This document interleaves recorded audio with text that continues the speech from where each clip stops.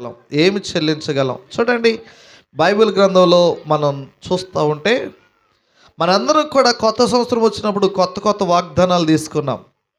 బైబిల్లో మొత్తం ఎన్ని వాగ్దానాలు ఉన్నాయో తెలుసా మీకు? ఎన్ని వాగ్దానాలు ఉన్నాయి? దరిదాపుగా ఒక 30,000 వాగ్దానాలు ఉన్నాయి. చెప్పండి, ఎన్ని వాగ్దానాలు ఉన్నాయి? 30,000 వాగ్దానాలు ఉన్నాయి. దేవుని స్తోత్రం కలుగును గాక. ఎన్ని దీవెనలు ఉన్నాయో తెలుసా బైబిల్ గ్రంథంలో? 66 పుస్తకాల్లో 30,000 వాగ్దానాలు ఉన్నాయి. 8,000 దీవెన వచనాలు ఉన్నాయి. చెప్పండి, ఎన్ని ఉన్నాయి? 8,000 దీవెన వచనాలు ఉన్నాయి. ప్రవచనాలు 5,355 ప్రవచనాలు ఉన్నాయి. ప్రశ్నలు 3,268 ప్రశ్నలు ఉన్నాయి. ఆజ్ఞలు 6,468 ఆజ్ఞలు ఉన్నాయి. ఎన్ని ఉన్నాయండి? మనకి ఎన్ని ఆజ్ఞలు తెలుసు? 10 ఆజ్ఞలే తెలుసు. హల్లెలూయా. యేసుక్రీస్తు ప్రభువారు ఆ 10 ఆజ్ఞలు కొద్దిగా 2 ఆజ్ఞలుగా తీసుకొచ్చేసాడు. దేవుని స్తోత్రం కలుగును గాక. అంటే 10 ఆజ్ఞలు కొట్టేశాడని కాదు, 10 ఆజ్ఞలను 2 ఆజ్ఞల్లో కుదించాడు ఆయన. దేవుని స్తోత్రం కలుగును గాక.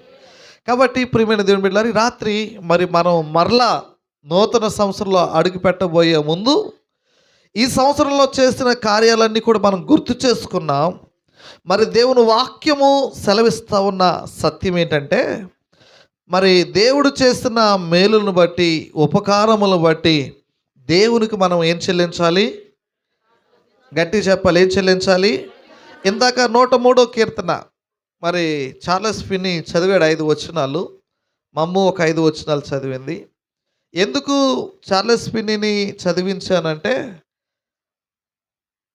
వాడు ఇంగ్లీషు బాగానే చదువుతాడు కానీ తెలుగులో కొద్దిగా వీకాడు. కానీ వాడు బైబిల్ చదవాలి, మీ ముందు చదివించాలని. హల్లెలూయా. వాళ్ళని చూసి మీ పిల్లలు కూడా మీరు చదివిస్తారని. ఏమండి, మీ పిల్లలు లాంటి వాళ్ళే కదా మా పిల్లలు, మా పిల్లలు లాంటి వాళ్ళే కదా మీ పిల్లలు. అంతేనా కాదా? వీళ్ళు చదవగాలేదు, వాళ్ళు ఎందుకు చదవరు? దేవుని స్తోత్రం.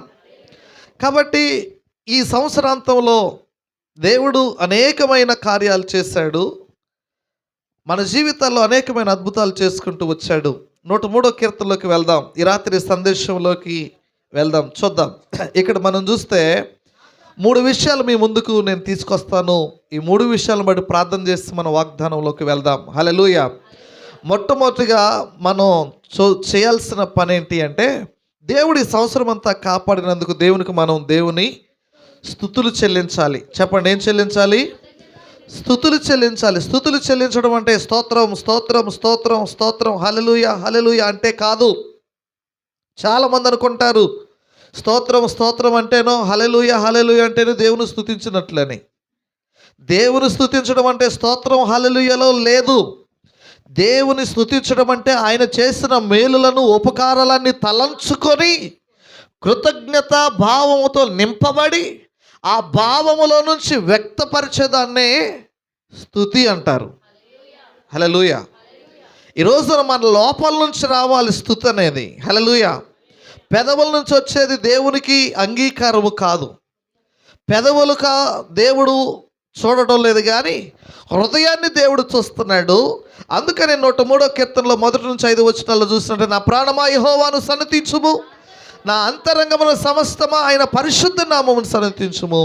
నా ప్రాణమా యెహోవాను సన్నతించుము, ఆయన చేసిన ఉపకారములలో దేనిని మర్చిపోవద్దు. చెప్పండి, దేనిని? చెప్పండి. రాత్రి మనం చాలా విషయాలు మర్చిపోతున్నామా లేదా? ఆయన ఎన్నో కార్యాలు చేసుకుంటూ వస్తున్నాడు. ఆయన చేస్తూనే ఉన్నాడు. ఆయన ఇంకా చేయబోతూ ఉన్నాడు. హల్లెలూయా. మనం మర్చిపోతూ ఉన్నాం. కానీ భక్తుడు అంటున్నాడు, ఆయన చేసిన ఉపకారములలో దేనిని మరువవద్దు. ఎందుకు మర్చిపోవద్దంటే, ఆయన నీ దోషములన్నిటినీ క్షమించాడు. నీ సంకటములంటే నీ రోగాలన్నీ కుదిర్చాడు. సమాధిలోకి పోకుండా నీ ప్రాణమును విడిపించాడు. దేవుని స్తోత్రం. హల్లెలూయా. ఏమంటే మొన్నే మరి ఎల్లమ్మ చనిపోయింది. క్రిస్మస్కి ముందు రోజా ఆ ముందు వారం ఏమండి రాత్రి మరి ఇక్కడ ఒక పాస్టర్ గారు అబ్రహాం గారు అని వర్షంలో ఉంటారు. ఆయన పైడి భీమవరం చర్చి సంఘ పెద్ద. ఆయన వాళ్ళ కొడుకు పాస్టర్ గారు, ఆయన కూడా సువార్త చేస్తూ ఉంటాడు. బీపీ టాబ్లెట్ వేసుకోలేదంట. రాత్రి చర్చికని బయలుదేరి ఇంట్లో నుంచి రోడ్డు మీదకి వచ్చి అలాగొచ్చి పడిపోయి చనిపోయాడు. పొద్దున్నే మేము వెళ్ళి బరియలు చేసి వచ్చాం. తెల్లారితే నూతన సంవత్సరం, కానీ ఆయన రాత్రి నిద్రించడం జరిగింది. హల్లెలూయా. ఇలా చూస్తూ ఉంటే ఈరోజు రాత్రి కూడా చాలామంది చనిపోయిన వారు రేపొద్దున పేపర్లో మనం చూస్తాం.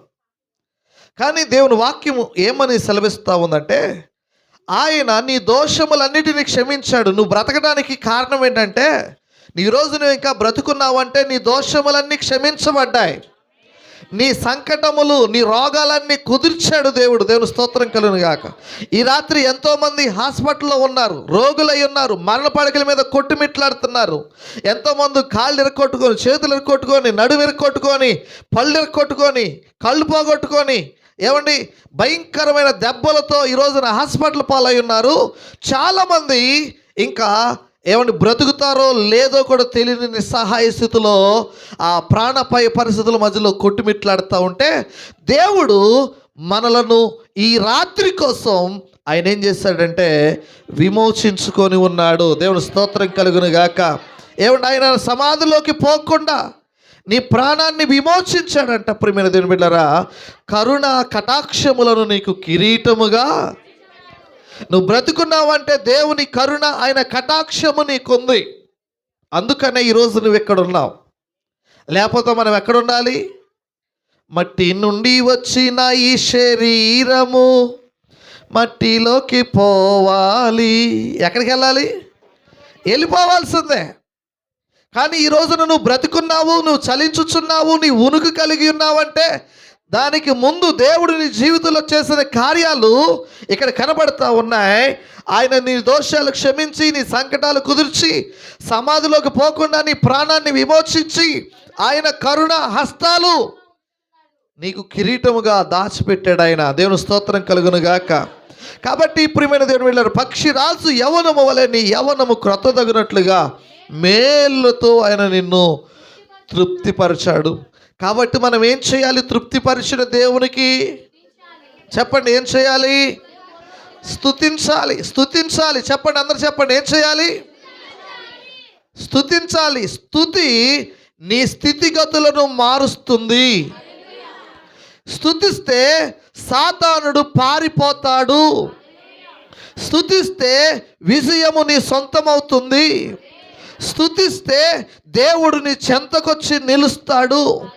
స్తుతిస్తే దేవుడు నీతో మాట్లాడతాడు.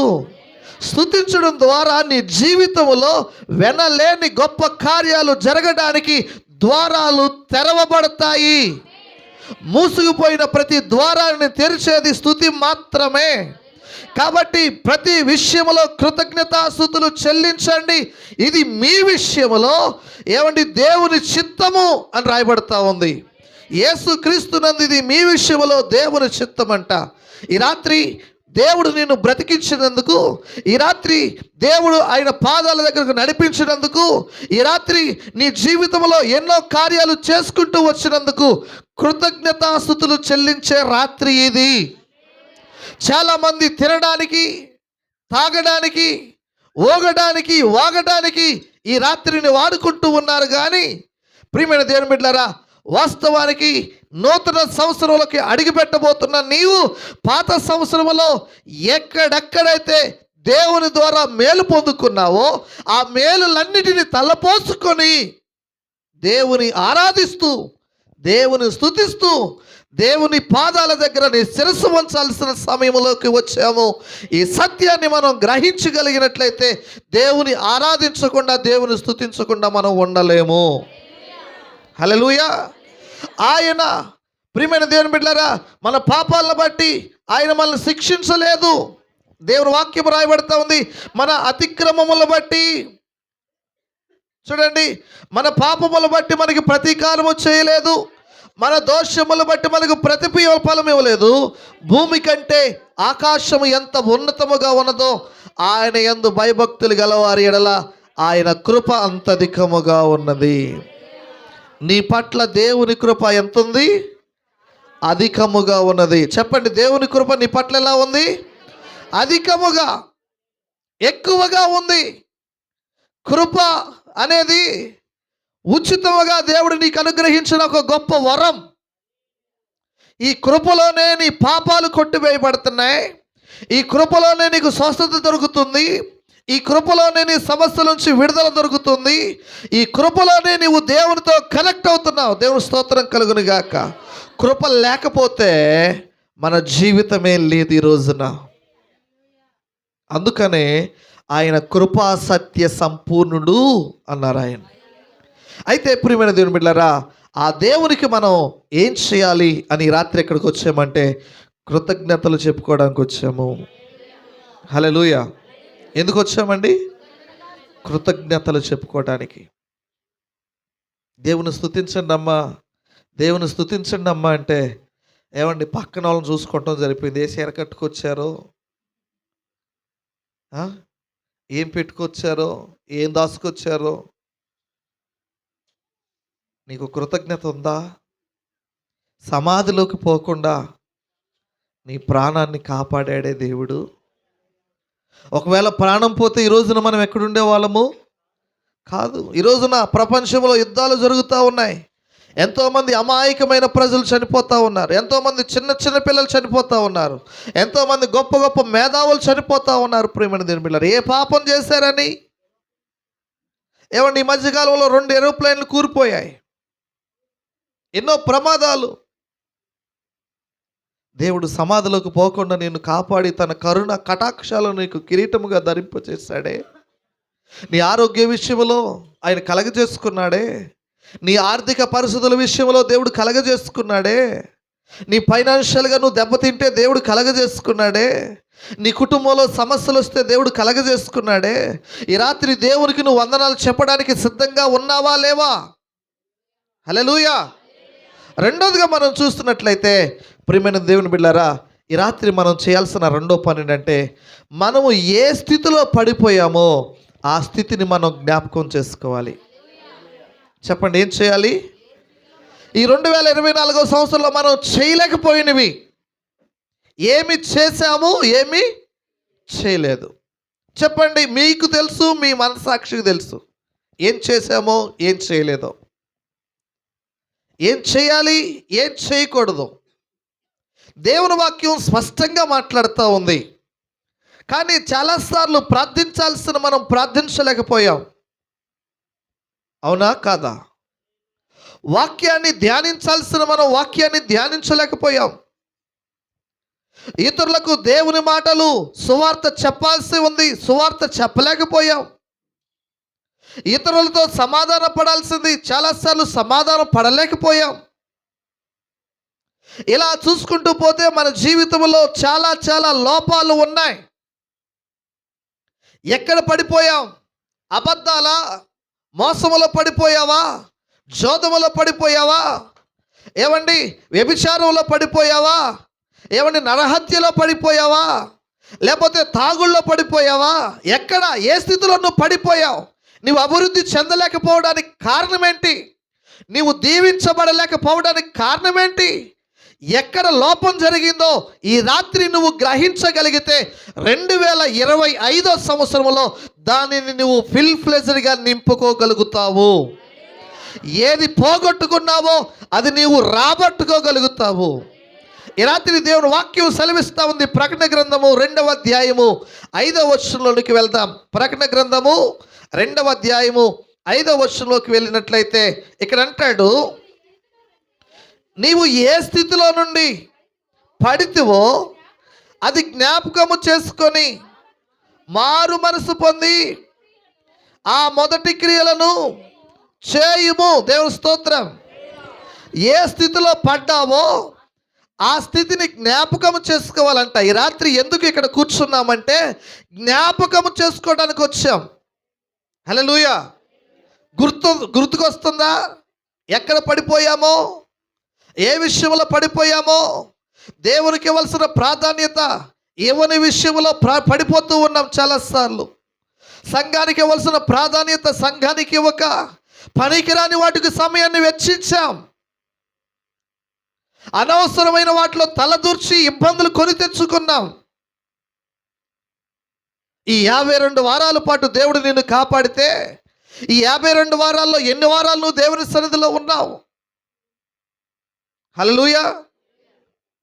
ఏమండి, 365 రోజులు దేవుడు నీకు ఇస్తే, ఈ 365 రోజుల్లో ఎన్ని రోజులు నువ్వు దేవునితో కనెక్ట్ అయి ఉన్నావు? దేవునితో సహవాసం చేసావు? లోకముతో చేసిన సహవాసానికి ఇచ్చిన టైం ఎంత? దేవునితో గడిపిన సమయం ఎంత? ఆలోచన చేయి. ఉద్యోగానికి ఇచ్చిన ప్రయారిటీ దేవునికి ఇవ్వగలిగావా? వ్యాపారానికి ఇచ్చిన ప్రయారిటీ దేవునికి ఇవ్వగలిగావా? నీకు ప్రాణమును ఆయుష్ని ఇచ్చిన దేవునికి నువ్వు ప్రాధాన్యత ఇవ్వకుండా దేనికో నువ్వు ప్రాధాన్యత ఇస్తూ ఉన్నావంటే నీకు దేవుని మీద ఏమి లేదు, కృతజ్ఞత లేదు, భయం లేదు. ఈ రాత్రైనా నీవు సరి చేసుకుంటే నీ జీవితంలో దేవుడు అద్భుతాలు చేయబోతున్నాడు. ఈ రాత్రి నీవు దేవుని దగ్గర ఒప్పుకుంటే దేవుడు నిన్ను క్షమించడానికి సిద్ధంగా ఉన్నాడు. ప్రియమైన దేవుని బిడ్డలారా, విలాప వాక్యాల గ్రంథములోకి వెళ్తే 5వ అధ్యాయము 21వ వచనంలోనికి వెళ్దాం. విలాప వాక్యాలు 5:21 చూసినట్లయితే ఇక్కడ అంటాడు, భక్తుడైన ఇర్మియా మాట్లాడుతూ ఉన్నాడు. ఇర్మియా విలపిస్తూ రాసిన కావ్యం ఇది. దీంట్లో అంటాడు, యెహోవా నీవు మమ్మను త్రిప్పిన ఎడల, నీ తట్టు త్రిప్పిన ఎడల మేము తిరిగెదము, మా పూర్వస్థితి మాకు మరలా కలగచేయుము. దేవుని స్తోత్రం చెప్పండి. ఇక్కడ అంటున్నాడు, యెహోవా నీవు మమ్మల్ని నీ తట్టు త్రిప్పిన ఎడల మేము తిరిగెదము, మా పూర్వస్థితి మాకు దయచేయుము. దేవుడు నమ్ముకున్నప్పుడున్న భక్తి, దేవుడు నమ్ముకున్నప్పుడున్న విశ్వాసం, దేవుడు నమ్ముకున్నప్పుడున్న తెగింపు ఈ రోజున నీ జీవితంలో ఉందా? బాప్తిస్మం తీసుకున్నప్పుడు నువ్వు తీసుకున్న తీర్మానం, పెళ్లి చేసుకున్నప్పుడు నువ్వు చేసుకున్న తీర్మానం, ఏమండి పెళ్ళైన తర్వాత, పిల్లల కన్న తర్వాత నీకుందా? ఏ కమిట్మెంట్తో నీవు దేవుని దగ్గరికి వచ్చావో, ఏ కమిట్మెంట్తో నువ్వు ఒక కుటుంబానికి వెళ్ళావో, ఆ కమిట్మెంట్ నువ్వు ఎంతవరకు ఫుల్ ఫ్లెజ్డ్గా దాన్ని నెరవేర్చగలుగుతూ ఉన్నావు?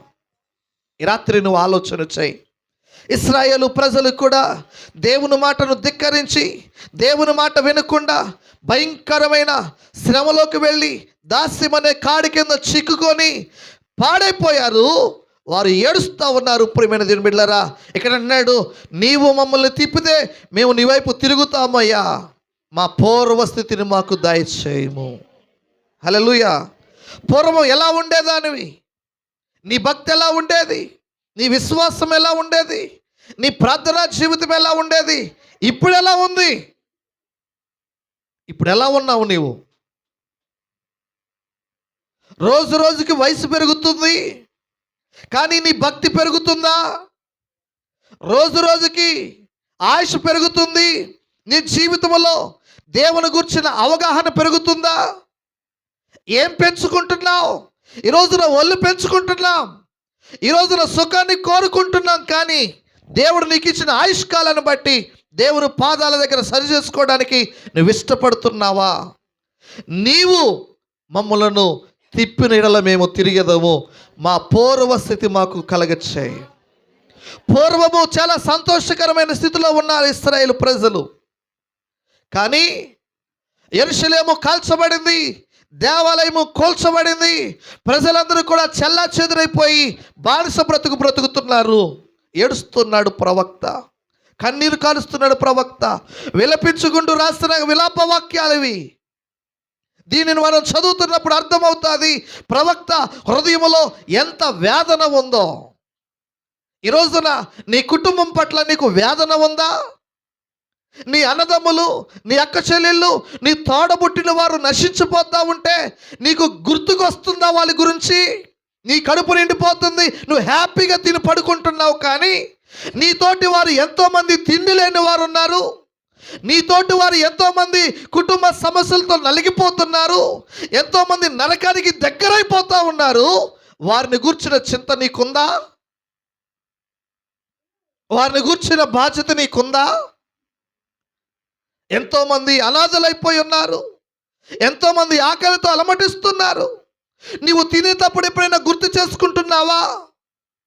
నీ జీవితంలో సుఖము అనుభవించేటప్పుడు ఎంతోమంది ఇబ్బందుల్లో ఉన్నారని నువ్వు జ్ఞాపకం చేసుకొని ప్రార్థించగలుగుతున్నావా? ఇది పడిపోయిన స్థితి కాదా? నీ విశ్వాసంలో ఇది అట్టడిగిపోయిన స్థితి కాదా? నువ్వు మార్చుకుంటే దేవుని దగ్గర నుంచి నేర్చుకుంటావు ఈ రాత్రి. నువ్వు మార్చుకుంటే దేవుని దగ్గర నుంచి పొందుకుంటావు ఈ రాత్రి. దేవుడు నీతోనే మాట్లాడుతూ ఉన్నాడు. ఎంతకాలం కాలయాపన చేస్తావు? ఏమి సాధించి ఎక్కడికి తీసుకెళ్తావు? నువ్వు సంపాదించిన సంపాదన. ఈ రాత్రి భక్తుడు అంటూ ఉన్నాడు, మా పూర్వ స్థితి మాకు దయచేయుము అని ప్రార్థన చేస్తున్నాడు. ఈ రాత్రి నువ్వు ప్రార్థన చేస్తావా? యేసయ్యా, నా ప్రారంభంలో ఉన్న విశ్వాసం, నా ప్రారంభంలో ఉన్న ప్రార్థనా జీవితం, నా ప్రారంభంలో ఉన్న ఆ గొప్ప నిరీక్షణ ఈ రాత్రి నాకు మరలా కావాలయ్యా. ఈ రాత్రి మరలా నన్ను నూతన పరచండి అయ్యా. నేను దిగజారిపోయాను ప్రార్థనలో, నా విశ్వాసములో నేను దిగజారిపోయాను, నా నిరీక్షణలో నేను దిగజారిపోయాను. నీతో అంటు కట్టబడి జీవించాల్సిన నా జీవితాన్ని ఈ లోకానికి బానిసను చేశానే. ఈ లోకములో పడిపోయి పతనవస్థకు చేరిపోతున్నానయ్యా. ఈ రాత్రి నన్ను లేవనెత్తవా? ఈ రాత్రి నన్ను దర్శించవా? ఈ రాత్రి నీ వాగ్దానముల చేత నన్ను మరలా కట్టవా అని ఈ రాత్రి దేవుని దగ్గర నువ్వు అడగగలిగితే, ఏడవగలిగితే, ఈ రాత్రి దేవునితో నువ్వు ఒక నిబంధన చేసుకోగలిగితే దేవుడు నీ మొర ఆలకించడానికి సిద్ధంగా ఉన్నాడు ఈ రాత్రి. హల్లెలూయా. కీర్తనకారుడు అంటాడు 151 కీర్తనలో మనం చూస్తే, 51 కీర్తన 11, 12 వచనాల్లో మనం చూస్తే ఇక్కడ అంటాడు, నీ రక్షణ ఆనందమును మాకు దయచేయము, నీ సన్నిధిలో నుండి మమ్మల్ని త్రోసివేయకము, నీ పరిశుద్ధాత్మను నా యొద్ద నుండి తీసివేయకము, నీ రక్షణ ఆనందము మాకు మరలా పుట్టించుము, సమ్మతి గల మనసు కలగచేసి నన్ను దృఢపరచుము. దేవుని స్తోత్రం చెప్పండి. భక్తుడైన దావీదు ఈ కీర్తన రాస్తా ఉన్నాడు, 51 కీర్తన. ఈ కీర్తన మొత్తములో కూడా దావీదు చేసిన పాపమును ఒప్పుకుంటున్న కీర్తన ఇది. ఒప్పుకోలు కీర్తన. ఏ కీర్తన? ఒప్పుకోలు కీర్తన. ఈ కీర్తనలో అంటా ఉన్నాడు, అయ్యా నేను పాపములో పుట్టాను, పాపములో పెరిగాను, పాపములోనే నా తల్లి నన్ను గర్భము ధరించింది కాబట్టి ఇది నా నేచర్. ఈ పాపములో నేను పడిపోయాను కాబట్టి నీ సన్నిధిలో నుంచి నన్ను త్రోసివేయొద్దయ్యా. నా పాపములు క్షమించండి. నీ పరిశుద్ధాత్మ నా యొద్ద నుంచి తీసివేయొద్దు. నీ రక్షణ ఆనందము నాకు మరలా పుట్టించుము. బిగ్గరగా చెప్దామా? హల్లెలూయా. సమ్మతి గల మనసు నాకు దయచేయి, నన్ను దృఢపరచు. ఏ మనసు? సమ్మతి గల మనసు అంటే ప్రియమైన దేవుని బిడ్డలారా, విన్న మాటను యాక్సెప్ట్ చేసే మనసు, అంగీకరించే మనసు, దానిని స్వీకరించగలిగిన మనసు. ఈ రోజున ప్రియమైన దేవుని బిడ్డలారా, నీ సన్నిధిలో నుంచి నన్ను త్రోసివేయకు. నేను పాపం చేశానని నన్ను త్రోసివేయొద్దయ్యా. ఈ సంవత్సరం అంతటిలో నీకు ఇవ్వాల్సిన ప్రాధాన్యత నీకు ఇవ్వలేదని నన్ను విడిచిపెట్టొద్దు. మరలా నీ రక్షణ ఆనందాన్ని కలగచేసి నాకు ఒక అవకాశాన్ని ఇవ్వు. ఇదిగో నూతన సంవత్సరంలోకి వెళ్ళబోతున్నాను, నాకు ఒక అవకాశం కావాలి ప్రభు అని రాత్రి దేవుని దగ్గర నువ్వు అడిగితే దేవుడు నీకు అవకాశం ఇస్తానికి సిద్ధంగా ఉన్నారు. రాత్రి నీ రక్షణ ఆనందమా నాకు దయచేయి. హల్లెలూయా, హల్లెలూయా. ప్రియమైన దేవుని బిడ్డలారా, ఆలోచన చేయాలని మనం చేస్తూ ఉన్నాను. అంతేకాదు హెబ్రీ పత్రిక 12, 16, 17 వచనాల్లో చూస్తే యోసేపు అనే భక్తుడు ఉన్నాడు. ఆ భక్తుడు ఆశీర్వాదాన్ని పోగొట్టుకున్నాడంట. ఆ పోగొట్టుకున్న తర్వాత ఏడ్చుకుంటూ కూర్చున్నాడు. నా తండ్రి, ఒక్క ఆశీర్వాదము కూడా నాకు లేదా అంటే, ఒక్క పూట కూటి కొరకు తన జ్యేష్ఠత్వపు హక్కును అమ్మి వేసుకున్న ఏశావు వంటి భ్రష్టుడైనను వ్యభిచారి అయినను ఉండునేమో అని జాగ్రత్తగా చూసుకోండి. ఒక్క పూట కూటి కోసం ఎన్నిసార్లు దేవుని సన్నిధిని ఎక్కొట్టావు నువ్వు? ఒక్క పూట కూటి కోసం, ఒక్క రోజు పని కోసం ఎన్నిసార్లు దేవునికి దూరం అయ్యావు నువ్వు? ఇది పడిపోయిన స్థితి కాదా? ఇది జ్ఞాపకం చేసుకోవాల్సిన విషయము కాదా? ఏమండి, ఒక్క పూట ప్రయాణం కోసం దేవుని సన్నిధిని నువ్వు నిర్లక్ష్యము చేయలేదా? ఇది మన అజ్ఞానము కాదా? ఇది పడిపోయిన స్థితి కాదా? మనం తిరిగి కట్టబడడానికి ఈ రాత్రి దేవుడు మళ్ళా మనకిచ్చాడు. హల్లెలూయా. ఏశావు ఏడ్చాడంట, మొత్తుకున్నాడు, కానీ తనకు ఆశీర్వాదం పొందడానికి అవకాశం లేదు. కానీ ఈ రాత్రి దేవుడు నీకు అవకాశం ఇస్తున్నాడు. ఈ రాత్రి దేవుడు నీకు అవకాశం ఇస్తున్నాడు. ఇదిగో మనం ఆరాధిస్తున్న దేవుడు వాగ్దానములు ఇచ్చి వాగ్దానములు నెరవేర్చే దేవుడు. ఏమండి, వాగ్దానాల్ని మర్చిపోయే దేవుడు ఆయన కాదు. వాగ్దానము చేసే దేవుడు నమ్మదగిన దేవుడు. చెప్పండి, వాగ్దానం చేసే దేవుడు నమ్మదగిన వాడు. ఈ రాత్రి ఆ నమ్మదగిన దేవుని పాదాల దగ్గర మనం ఉన్నాము. ఆ నమ్మదగిన దేవుడు నీతో మాట్లాడుతున్నాడు. అబ్రహాముతో ఆయన వాగ్దానం చేశాడు. ఆదికాండం 18వ అధ్యాయము 9-15 వచనాలు చదవాల్సిన అవసరం లేదు, కానీ అబ్రహామా, మీదటికి మరలా నేను నీ ఇంటికి వస్తాను, అప్పటికి నీ గర్భములో నుంచి ఒక బిడ్డ పుడతాడు, నీ కౌగిలిలో ఉంటాడని చెప్పాడు దేవుడు. హల్లెలూయా. ఏమండి, అబ్రహాము భార్య అయిన శారయి గర్భము ధరించి కుమారుని కనినట్లుగా బైబిల్ గ్రంథాన్ని మనం చదువుతూ ఉన్నాం. దేవుని స్తోత్రం. అలాగే ఈ రాత్రి నువ్వు ఒక తీర్మానం చేసుకొని ఏ వాగ్దానం అయితే నువ్వు పొందుతున్నావో ఆ వాగ్దానాన్ని దేవుడు నెరవేర్చడానికి రాత్రి సిద్ధంగా ఉన్నాడు. ఆ వాగ్దానం నెరవేర్చడానికి ముందు నువ్వు చేయాల్సిన పని ఏంటంటే, మొదటిది దేవుని స్తుతించాలి, రెండోది నువ్వు ఎక్కడ పడిపోయావో దాన్ని సరిచేసుకోవాలి, మూడోది వాగ్దానం కోసం ఎదురు చూడాలి. వాగ్దానములు ఒకసారి లేట్ అవ్వచ్చేమో, కానీ లేట్ అయినంత మాత్రాన దేవుడు మర్చిపోయినట్లు కాదు. దేవుడు అబ్రహాముతో వాగ్దానం చేసిన 25 సంవత్సరాల తర్వాత దేవుడు మరలా ప్రత్యక్షమై చెబుతున్నాడు, మీదటికి ఇదే సమయానికి నీ కౌగిలిలో ఒక బిడ్డ ఉంటాడు. దేవుని స్తోత్రం. ఈ రాత్రి దేవుడు నీతో మాట్లాడుతున్నాడు. ఈ రాత్రి పొందుకునే వాగ్దానం, ఈ రాత్రి నువ్వు పాపక్షమాపణ పొందుకున్న ఈ ఒప్పుకోలను బట్టి మీదటికి నీ ఇంట్లో గొప్ప కార్యం జరగబోతుంది. నీ జీవితంలో గొప్ప కార్యం జరగబోతుంది. నువ్వు ఊహించని మేలులతో దేవుడు నిన్ను తృప్తిపరుస్తాడు. ఈ రాత్రి దేవుడు నీతోనే మాట్లాడుతున్నాడు.